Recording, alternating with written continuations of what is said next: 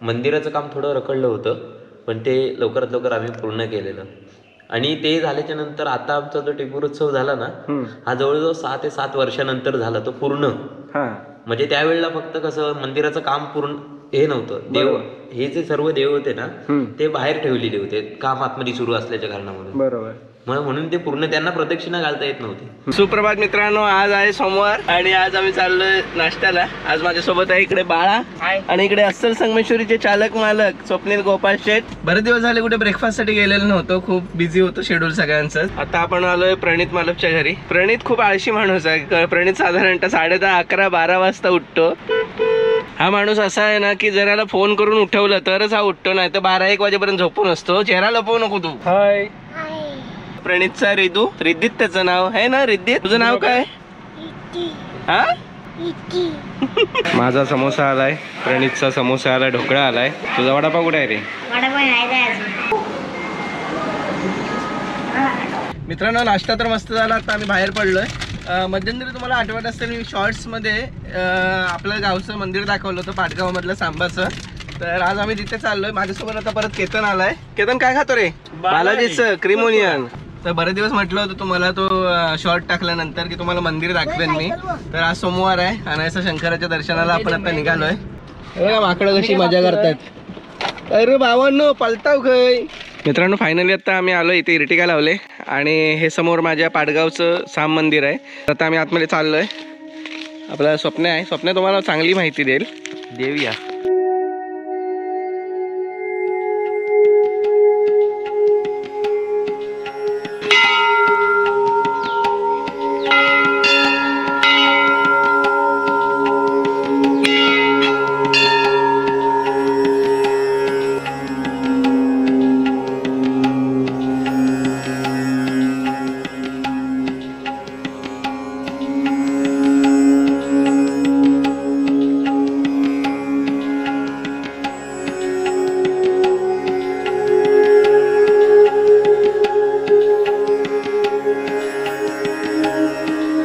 मित्रांनो, दर्शन घेऊन झालं आता आणि इथे बसला केतन बाळा आणि इकडे स्वप्नील आहे. तर स्वप्नील ह्याच गावचा आहे, त्याच्यामुळे तो आपल्याला माहिती येऊ शकेल या मंदिराची वगैरे. स्वप्नील, आता तू या गावचा आहेस, तुला माहिती आहे. तर हे स्वयंभू मंदिर आहे. ह्याची स्थापना कधी झाली, म्हणजे मंदिर स्वरूपात कधी आलं ते? मंदिराचं आम्ही जेव्हा लहान होतो तेव्हा हे आता नवीन मंदिर आहे, जीर्णोद्धार आता मागच्या वर्षी झाला. त्याच्या आधी एक जुनं मंदिर होतं. ते कधीपासून म्हणजे आमच्या आजोबा पंजोबा यांच्या टायमिंगच्या आधीपासून ते मंदिर आहे. काळ्या दगडामध्ये होतं ते. किती पिढ्या आधीचं असेल हे अजूनही माहिती नाही.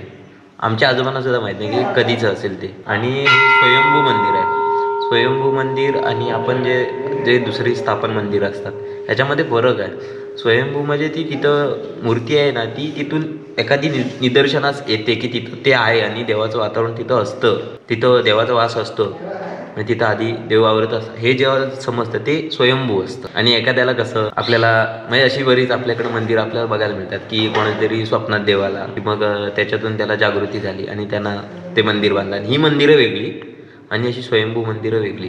आमच्या या इथे एकूण ह्या आवारामध्ये 3 मंदिरं आहेत. एक स्वयंभू सांबाचं मंदिर आहे, दुसरं निनावी देवीचं मंदिर आहे आणि तिथे एक छोटं दुसरं विठलाई देवीचं मंदिर आहे. अशी ही 3 मंदिरं आहेत. तर ही जी 3 मंदिरं आहेत, आता ह्याच्यामध्ये आमचा उत्सव असतात, वार्षिक उत्सव असतात. हे शिमगा उत्सव आपला जो असतो तो आहे सर्व. अजून आपल्याला नवरात्र उत्सव असतो. त्याचबरोबर दिवाळीतून आता त्रिपुर पौर्णिमा असते ना, त्यावेळेला इथं तो एक उत्सव असतो आमच्याकडे. तो एक झालाय एक मी सुद्धा ब्लॉग केलाय त्याच्यावरती. तो एक बघण्यासारखा असतो. कारण ते कोहाळे आमच्या आता समोर त्या मंदिरासमोर दीपमाळी आहेत ना, त्याच्यावर ते कोहाळे वगैरे चढवतात. ते कोहाळ्यांची अशी पूर्ण 5 प्रदक्षिणा मंदिराला होतात वाजत रात्री जवळजवळ 2-3 वाजेपर्यंत ते असतं. त्याच्यानंतर मग आमच्या तुळशीचं लग्न लागतं. असा तो एक उत्सव असतो. असे बरेच उत्सव आहेत आमच्या मंदिरामध्ये सुरू असतात. श्रावणातून सुद्धा गर्दी असते बरीच. आणि सांबाचं मंदिर हे जागृत देवस्थान आहे. आज आपल्या पंचक्रोशीमधून इथून आपले देवरुख असेल, साडवली असेल, अशी आजूबाजूची बरीच गावं आहेत की जिथून लोक इथं पाय पाडण्यासाठी येतात, दर्शन घेण्यासाठी येतात. असं आमचं हे सर्व सुरू असतं मंदिरात. एकदम आलं नाही इथं. पहिलं आमचं जेव्हा जुनं मंदिर होतं तर ती आता जीर्णोद्धाराच्या नंतर आता ही पूर्ण रहाटी होती. म्हणजे तुला इथं सूर्यकिरण आहे ना, हे जास्त तुला जास्त जाणवणारच नाही, पूर्ण सावलीच हा असं होतं. पण आता कसं काळ बदलला तसं लोक नवीन नवीन करत गेली. बरोबर. हा तसं मग हा जीर्णोद्धाराचं हे जे मंदिर होतं त्याचा पूर्ण हे वाढलं, नवं रूप आलं त्या मंदिरांना. मग अशी तू म्हटलं दीपमाळ असते देवळासमोर, तर आपल्या कोकणातल्या बऱ्याचशा मंदिरांसमोर अशी दीपमाळ उभ्या आहेत ना. होय, दीपमाळीचा पण हे वेगवेगळे हे असतात. दीपमाळ प्रत्येक मंदिरासमोर काय असतेच असते. जशी दारासमोर आपल्या तुळस असते हा, तशी मंदिरांसमोर दीपमाळ. बरोबर. आज तू कुठेही जा, कोल्हापूरच्या अंबाबाईला सुद्धा जा, तिकडे सुद्धा आहे. ओके बरोबर. तू तुळजापूरला जा, तिकडे सुद्धा आहे. काल मी ज्योतिबाला गेलो होतो कालच, हा तिथे पण पाहिलं मी. हा म्हणजे जशी आपल्या घराच्या समोर तुळस तशी मंदिराच्या समोर दीपमाळ असतेच असते. त्यांचं एक हे असू शकतं, आज मला तेवढी माहिती नाही की ती का असते हे असते. आमच्या मंदिरासमोर हे आहे त्याचं थोडंफार आम्हाला माहिती आहे की ती का आहे ती. बरोबर. असं आहे. बघ जुनं मंदिर होतं हा, ते काळ्या दगडाचं होतं, त्याला पण एक सौंदर्य वेगळं होतं. तर आता मंदिराची पूर्ण रचनाच बदलली, नवीन आधुनिक पद्धतीनं मंदिर झालं.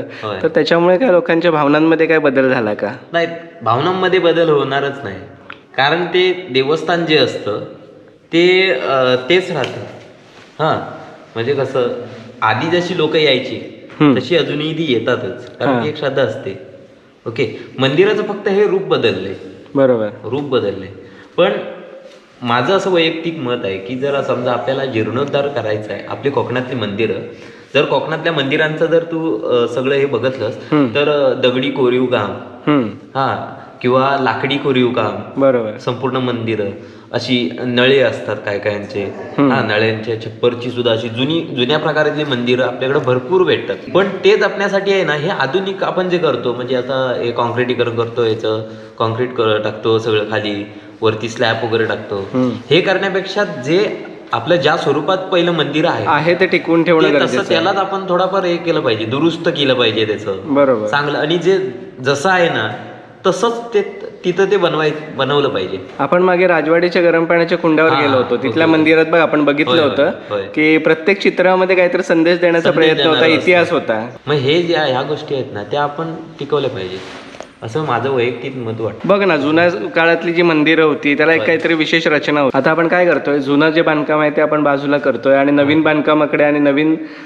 रचना, ठीक आहे आता आकर्षित दिसतंय, नवीन डिझाईन्स वगैरे येतात, त्यानुसार आता बांधकाम चालू आहे, पण कुठेतरी इतिहास आपल्या ह्याच्यातून हरवत चाललाय, असं तुला वाटत नाही का? होय होय, ते गोष्टच राहते ना. आता समज आता आज आमच्या जर आम्ही पुढच्या पिढीला आम्ही जे फक्त ते आम्ही शब्द स्वरूपात असं सांगतोय की फक्त पहिलं मंदिर होतं ते हे असं होतं, पण तेच जर मंदिर आपण तसंच्या तसं जर परत उभं केलं, जे जसं आहे तसंच्या तसं, तेच काम तसे लाकडीच जर तसंच ठेवलं तर ते त्यांना बघायला सुद्धा प्रत्यक्षात मिळू शकतं, हे असंच पहिलं होतं, फक्त त्याला हे केलेलं आहे. नक्कीच. ओके, म्हणजे ह्या गोष्टीतून हे आपण ते जपलं पाहिजे असं मला वाटतं. आज आमच्या मंदिरात भरपूर भाविक येतात, बरेच जण येतात, कारण हे आपल्या सप्तलिंगांपैकी एक हे देवस्थान आहे.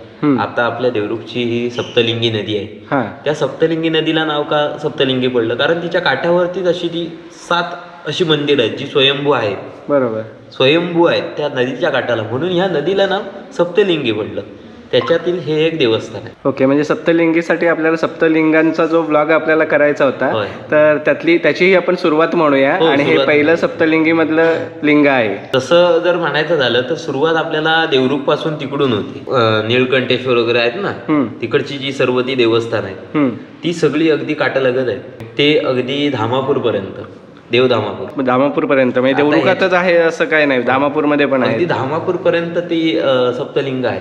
ओके, आता हे आमचं पाटगावचं आहे स्वयंसाम मंदिर, त्याचबरोबर पूरमध्ये आहे, पूर गावात आहे. पूर गावामध्ये कुठलं आहे? तिथे पण साम मंदिरच आहे. ओके, शंकराची देवस्थान आहेत ती.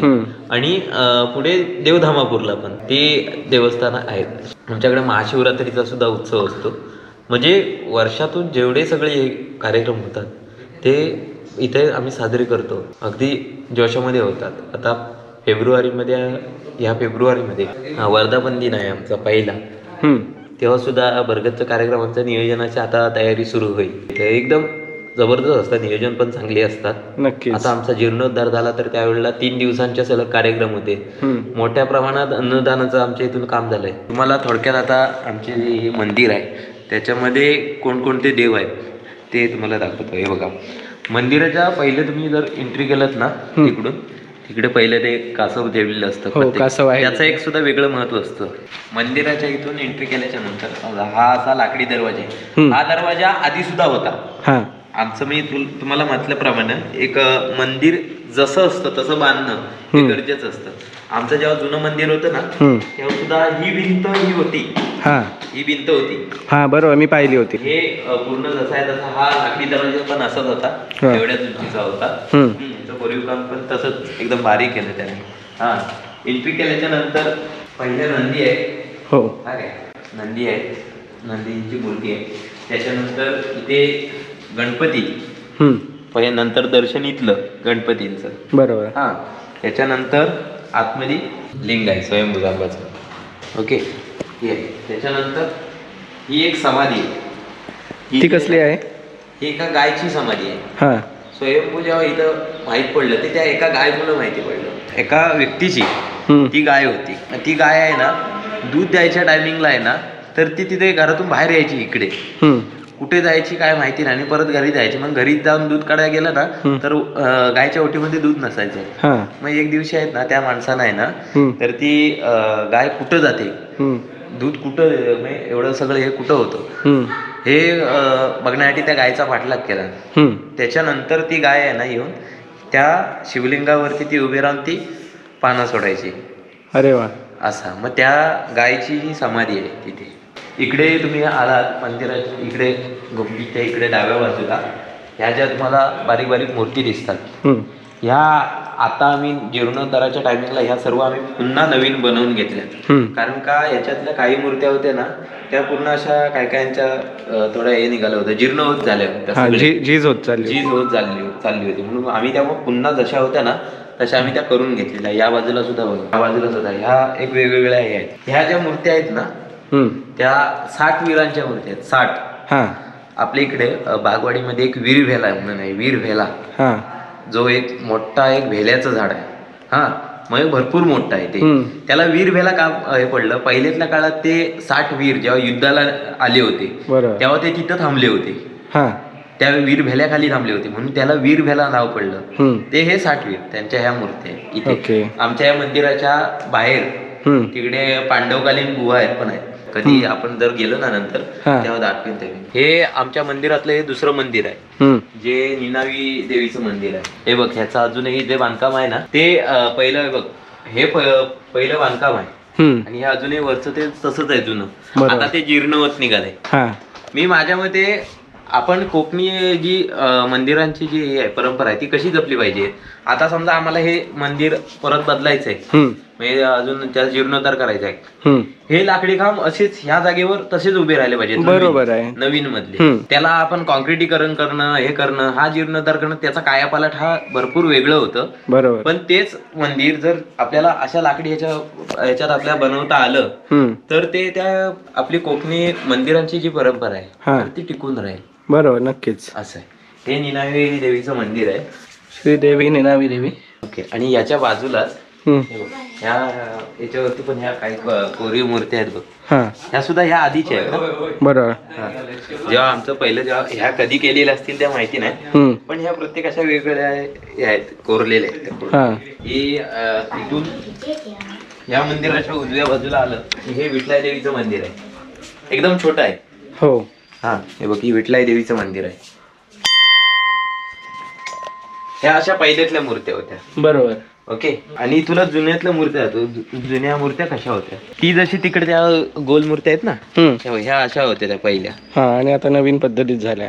ते बघ, तिथे पण आता हे मंदिर दिसतंय ना, हे माझ्या मागे मंदिर आहे, हे सर्वात लहान का आहे, ह्याचं पण एक ठराविक कारण आहे. ह्या मंदिराचं सर्वात कठीण असेल ना काम, सर्वात मंदिरांचं जर जीर्णोद्धाराचं सर्वात कठीण काम असेल तर ह्या मंदिराचं आहे. ते का? हे मंदिर आहे ना एका रात्रीत बांधायचंय. तुम्हाला जर हे आता बांधायचं असेल तर हे पूर्ण एका रात्रीतच बांधायचं. काय काय अशा मंदिरांचा अजून भरपूर इतिहास आहे, पण तो असा डायरेक्ट मांडू शकत नाही. अशा पण काय काय गोष्टी असतात. बरोबर. ही सप्तलिंगाच्या हे एका मंदिराची माहिती झाली, ही तर एक 30 ते 40% आहे. अजूनही भरपूर माहिती आमच्या गावातले काय काय जे ज्येष्ठ वरिष्ठ मंडळी आहेत बरोबर. त्यांच्याकडे असते. सगळं सांगायचं नाही लोकांसमोर, सगळं मांडायचं नाही, पण तो इतिहास कुठेतरी मग तो त्या पिढीतच संपत जाते. मला जो आता 30-40% जो आता माहिती आहे तर तो भरपूर कमी असेल, या इतिहासापैकी एक 5-6%च असेल.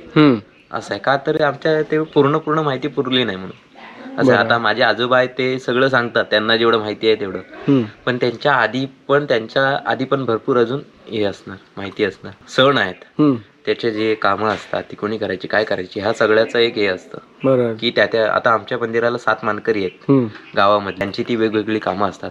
आता मगाशी जे पुजारी दिसले, पुजारी आमचा मयादादा गुरव आहे त्याचं नाव, तर ते त्यांच्याकडं ते पिढीगत सुरू आहे. बरोबर. त्याला ही देवाची बत्ती दररोज सकाळ संध्याकाळ लावायचे, सकाळ संध्याकाळ ती लावायची असते त्याला देवाची बत्ती. ती त्याचं काम आहे ते. बरोबर. थंडी असो, ऊन असो, वारा असो, पाऊस असो, काही असो, त्याला तिथे येऊन ती बत्ती लावायची. असं हे आपल्या ही कोकणाची मंदिरांच्या परंपरा असतात. बरोबर. असं आहे. आपल्या इकडे कसं असतं की ह्या अजून लोक माहिती पण करून घेत नाहीत. आताची पिढी आहे ना, आताची पिढी हे माहिती करूनच घेत नाही की आपल्या मंदिराच्या काय परंपरा आहेत, हे आहेत ते आहेत. का घेत नाहीत? कारण ते इथून शिक्षण झालं की डायरेक्ट तिकडे जातात, कुठे मुंबईला जात आहेत, कुठं कामानिमित्त सर्वांना जावं लागतं, गाव सोडून शहराकडे जातातच. त्याच्यामुळे आणि ते येतात कधी फक्त काय काम असेल तेव्हाच, पण त्यांना अजूनही हे काम कशा पद्धतीने करतात, प्रथा काय आहेत आपल्या माहिती नाही. बरोबर. आज जर समजा एखादी आता आपली पालखी सजवायची झाली, काय काय करायचं लागतं ते पण अजून कोणाला माहिती नाही. बरोबर. आज फक्त आपण देवीच्या ओट्यावर तो गावात आपली शिमग्यातनं पालखी फिरते, पालखी सजवायची कशी हे पण माहिती नसतं. छान माहिती दिली स्वप्नील, तुझ्यामुळे आम्हाला ज्यातल्या छोट्या मोठ्या गोष्टी ज्या इतिहासातल्या आहेत त्या आम्हाला कळल्या. आणि मंदिराचा जीर्णोद्धार सुद्धा ज्या नवीन जुन्या गोष्टी बाजूला ठेवून नवीन गोष्टी फक्त साकारल्या जात आहेत, मंदिरामध्ये भरपूर बदल केले जात आहेत. तर ते पण विचार करण्यासारखी गोष्ट आहे की ह्याच्यात आपण जुना हरवत चाललोय पूर्णपणे, आणि नवीन करण्यामध्ये खरंच आपला इतिहास नाहीसा होतोय की काय अशी भीती वाटायला लागले. तर आज स्वप्नील सोबत आपण आता साम मंदिरमध्ये आलो पाडगावमध्ये, आणि स्वप्नीलने खूप छान माहिती दिली. तर खरंच आभार तुझे, आणि अशीच माहिती आणि मार्गदर्शन तुझ्याकडनं लाभत राहले. तर पुन्हा एकदा नवीन ब्लॉगमध्ये भेटू मित्रांनो, तोपर्यंत बाय बाय.